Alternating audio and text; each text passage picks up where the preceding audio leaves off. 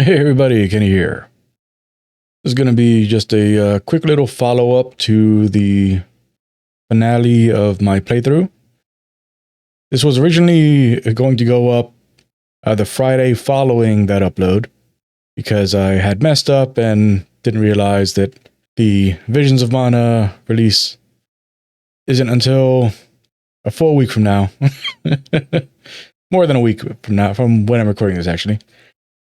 So I have no content plans for Friday, so I was going to put this up on Friday, but I was thinking about it, and it didn't make sense to have this as a video that went up after the finale of the playthrough went up, because the whole point of this is because I feel that a lot of people are going to misinterpret my criticisms of the ending of the game. And so I just wanted to make it clear what my actual gripe was, without it seeming like a petulant view about artistic value or anything like that. So before I move any further, obviously there's going to be spoilers ahead, and I'm discussing the ending of the game. So if you do not wish to have that spoiled for you, then thanks for dropping by and have a great day. So what this is about is I was very critical about the fact that when you go to perform the Orion ending, I guess, the Radiant ending, or we'll call it the Radiant ending. When you go to do the Radiant ending of the game, the developers had went through the effort to have the voice actor for Adir go and voice a whole line telling the player that they are being given a choice on how things are going to play out. And when you use unambiguous language to tell the player that they're going to be getting a choice for what's going to happen, you would expect that you would get a choice. I don't think it's controversial to to say that if they literally have someone say to you, you are being given a choice, that you should expect to get a choice, but you don't get a choice. I don't know. Maybe if I had done the Rogue, the Inferno ending stuff also, maybe if I had, talked to the NPC that's in the other side of the room there, up in the tower or whatever that's called. If I talked to that NPC, and maybe, if I had done some of the Damro stuff that I never understood, what triggers were possible for moving her stuff along. Maybe if I had done some Inferno stuff, maybe there actually would have been a choice. Maybe there is actually supposed to be a choice there. It's just that I didn't hit any of the event triggers that caused that to occur. But for the way I played through the game, because my intention was to do the Umbral ending, since this is a full Wither build, and my whole thumbnail strategy for this whole playthrough was under the assumption that I was going to be getting the Umbral ending, and then the Umbral ending completely eluding me as to what I was supposed to do. I thought I had done every single thing that you could do for moving that forward, but I have no idea where the dude went. He said he was going he said he was going down. So you assume going down, he's going to the depths. Obviously going to the depths. Where else would he be going? But he wasn't down there. I don't know where to find him. Maybe I could look up a guide, but I don't feel like it. So I ended up getting the Radiant ending, and I did not like it one bit. And when I say I didn't like the Radiant ending, I don't mean I don't like the writing of the Radiant ending. I am not talking about the artistic value of it. I'm not referring to, the skills of the writing team. I don't care about those things. I don't care about those things in the least. I'm not saying that they aren't important for a game. I'm saying that when it comes to me deciding that I don't like something, that, that a game isn't for me, or a game did something to ruin my appreciation of it, I will never take the writing into account. I'll never take the graphics into account. Once again, it's not that these things aren't important. It's that a video game should not be judged by those things. What I had an issue with was that as a product being given to the player for an experience that you are to have based on your actions in the video game, what they gave you was very lackluster. It was an experience ruining segment. There's no other way to put it. It ruined my appreciation of the game, not because I had a problem with the fact that, what the relationship between a deer and the other gods is. I didn't have any problem with that. I didn't have a problem with, the character getting burnt up by Aureus after, what do they call that? Cleansing, after cleansing a deer. I don't mind that. The outcome of what happened is not what I have an issue with. What I have an issue with is that it was forced on us with such a really just badly designed encounter. That wasn't fun in the least. It wasn't like an interesting challenge to the player. It was, all right, so now you have to make sure that you wait for these runes to appear on the guys, and then you gotta kill the guys when they have the runes. But this is designed so that anytime they attack, or anytime you attack them, in either situation, a damage area gets created around the enemy, so that if you're attacking them in melee, you're dealing damage to yourself. But if you're trying to hit them from ranged, then you're leaving yourself open to not notice if something is targeting you from an angle that you're not going to notice. The way that's set up, there's so many angles that they can hit you from that there's no way for you to tell when someone has a rune on them and are going to be hitting you from a direction that you can't tell because you're trying to target a different enemy in that arena. It's bad. It's just a bad encounter.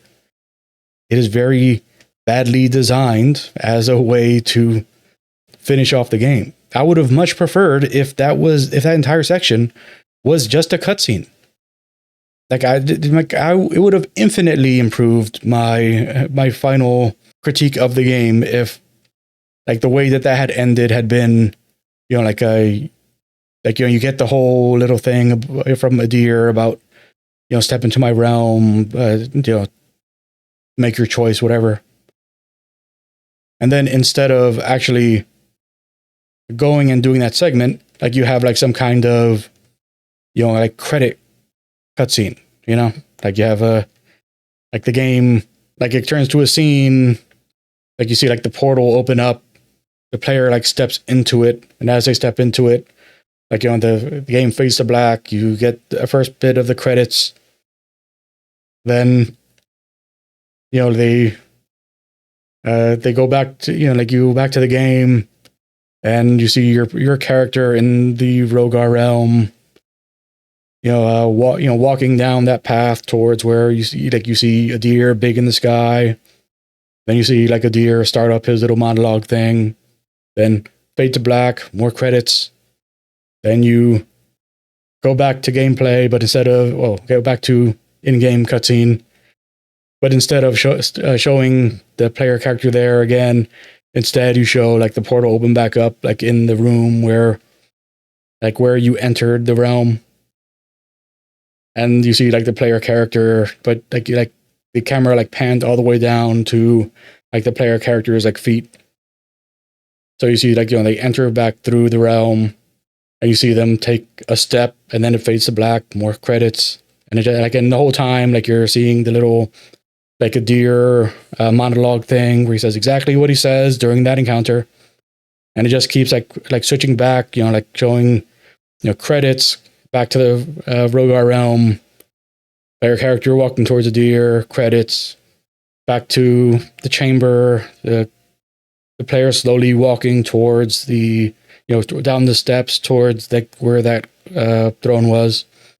Like and back and forth until like Adir's full monologue thing finishes, and then like at the end you see the player character reach where Adir is, then put up the lantern, cleanse Adir, and then from the perspective of being in the throne room, like you see the player character like step up to the throne, and you see the camera like slowly pan up to the player's head, and as it gets closer to the player's like shoulders, like you start seeing just a like a radiant light shining from above the player, and it gets brighter the further up the camera pans, and when it pans all the way up, then that's when the thing happens where you see the player character like rise into the air and get burnt out by Aureus.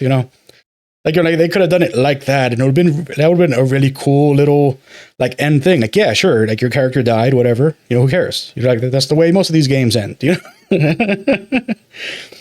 Like it's not about like having a problem with the player character like not having not having like a good end or anything like that. It's about how you get that get that through to the player. Like if you're not going to do like a really like cool encounter, then just do like a really cool cutscene. Like you do one or the other. Like if you can't think of a cool encounter to do, then you make a cutscene. If you can't think of a cool cutscene to do, then try to make a good encounter.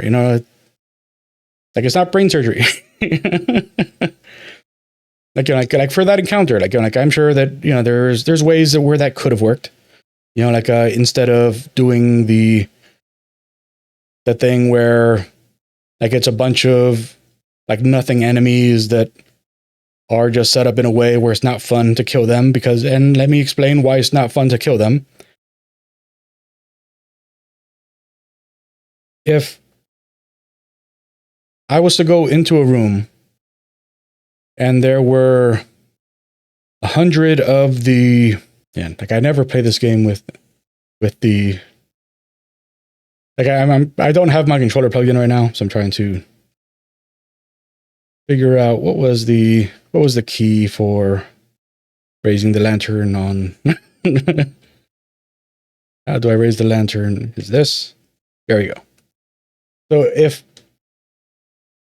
there was like a section where you walked into a room and there were like 100 of the like the blister things, whatever they're called, like the umbral blisters. Like if there were like 100 of them on the wall, and in order to open the door, you needed to use your lantern to absorb all 100 blisters within a certain amount of time. But if you didn't do them in the right order, then other ones would like light back up, and then you'd fail to open the door because you didn't do them in the right order. If they did something like that, that would be boring as hell, wouldn't it? That'd be stupid. That'd be a stupid thing to do. A bad gameplay segment. That's what that encounter was. That encounter with Adir was the equivalent of that. But there's ways to do that in ways where it's actually enjoyable for the player. Like you don't make it a chore. Like you make it that there is a proper progression to be had by the player to make it a rewarding experience. So let's say that in that room, instead of it being just like when you step in, like when there's a little platform on the left, a little platform on the right. I mean, they're fairly long platforms, but platform left, platform the right, and those were like the only like elevation changes in that arena. Like instead, you have it where the whole thing is just like a huge like elevation puzzle, you know? Like, and instead of like you having to kill like a bunch of rune guys, you have to find the things that have the runes on them. And in order to find the things that have the runes on them, you have to do interesting little things that are based on interactions you've had throughout the game. You have the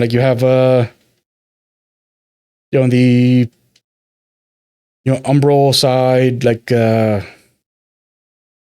things that you throw that you launch the siphon into and tug on, so that way like they move down to give you a passage to like another section of the arena.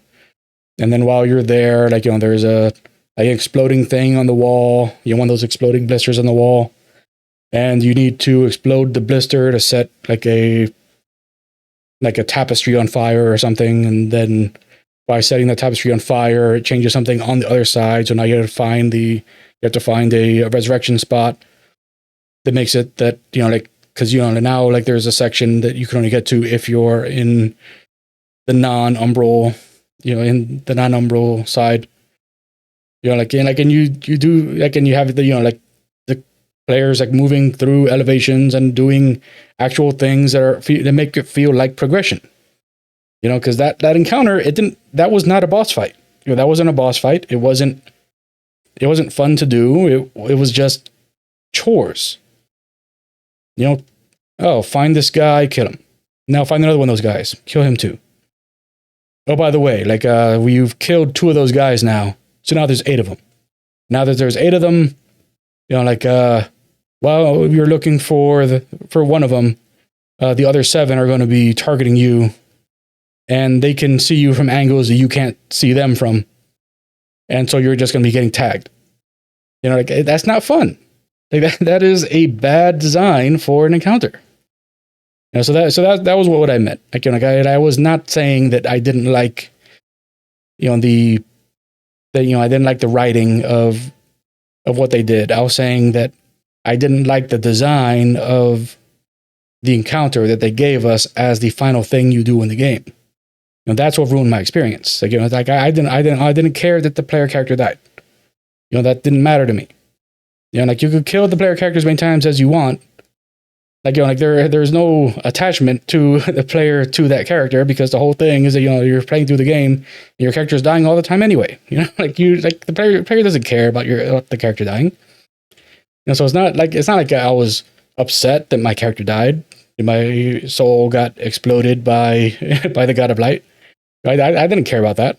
I was just mad that they made me waste all that time to do that nonsense encounter in order to get that ending. To get that's just bad design. And once again, I do like this game. I believe this is a very good game made by people who really understand a lot of what makes games good.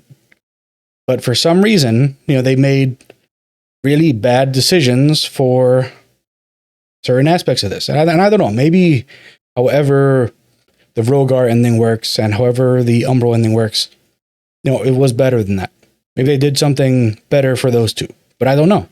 I only did the Aureus ending, I only did the Radiant ending, and that was bad. It was really bad. And once again, not the writing, but the execution. The execution of how the player gets the ending was bad. Yeah. That's all I wanted to say, just to get that out there. And so this should be going up, I'm going to try to publish it around 30 minutes after the session goes live. So if you're watching this, the goal was that, if the person, because usually for me, my videos don't start getting recommended to me by YouTube until around 12 minutes after they go up. So I figure that's probably the case for other people too. And in case the first group of people who watch the video happen to just skim through it and then get to that part, then by the time that they go back to their recommended on YouTube, this video should be up to give more context on what I was talking about. Yeah. But that is going to be it for my coverage of Lords of the Fallen. Once again, I like the game. I think it's a really good game. I think they did a really bad job with how they chose to end the game. How they chose to, allow the player to complete their experience with the game. But aside from that, I do believe that this is, they did really good job, and I hope that, whatever they do next is of a similar quality, but, of better execution on aspects like that. Yeah, so that's going to be it for me. Thanks everybody for stopping by and checking me out. If you enjoyed this video, appreciate doing our YouTube stuff. Like, comment, subscribe. Until next time, Vivictus, Virus Numeris, and bye.